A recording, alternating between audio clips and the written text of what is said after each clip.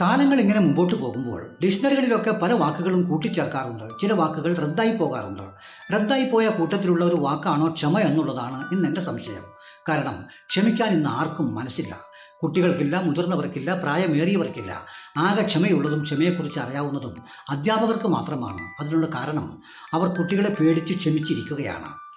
നമ്മുടെയൊക്കെ ബാല്യത്തിൽ ഈ വാക്യത്തിൽ പ്രയോഗിക്കാനെങ്കിലും ക്ഷമ എന്നുള്ള വാക്ക് ഉപയോഗിക്കുമായിരുന്നു. ഇന്ന് അങ്ങനെ ഉണ്ടോ ആവോ? എന്തായാലും മുതിർന്നവർക്കാണെങ്കിൽ ഒട്ടും നേരമില്ല. അവർ 100 കൂട്ടം കാര്യങ്ങളുടെ പുറകെയാണ്. ചെവിയിൽ മൊബൈൽ ഫോണിൽ ഒരാളോട് 2 പേരുടെ കൈ പിടിക്കുന്നു, മൂന്നാമതൊരാളോട് ആക്ഷൻ കാണിക്കുന്നു. അത്രമാത്രം തിരക്കാണ്. അതിനാൽ അവർ വെട്ടൊന്ന് തുണ്ടൻ രണ്ട് എന്നുള്ള കണ്ടീഷനിലാണ് ജീവിതം മുമ്പോട്ട് പോകുന്നത്. പ്രായമേറിയവർക്കാണെങ്കിൽ എല്ലാത്തിനോടും ദേഷ്യമാണ്. കാരണം മക്കളെ അടുത്ത് കിട്ടുന്നില്ല. അതിനാൽ എല്ലാത്തിനോടും ദേഷ്യമാണ്. ഒരാളെ കണ്ടുമുട്ടിയാൽ അവരോട് വരെ കലിപ്പാണ്. അപ്പോൾ അവർക്കും നേരമില്ല, ക്ഷമിക്കാനുള്ള മനസ്സുമില്ല. പിന്നെ ആർക്കാണ് ക്ഷമയൊന്നുള്ളത്? ക്ഷമയെന്നുള്ള വാക്ക് ആവശ്യമുണ്ടോ?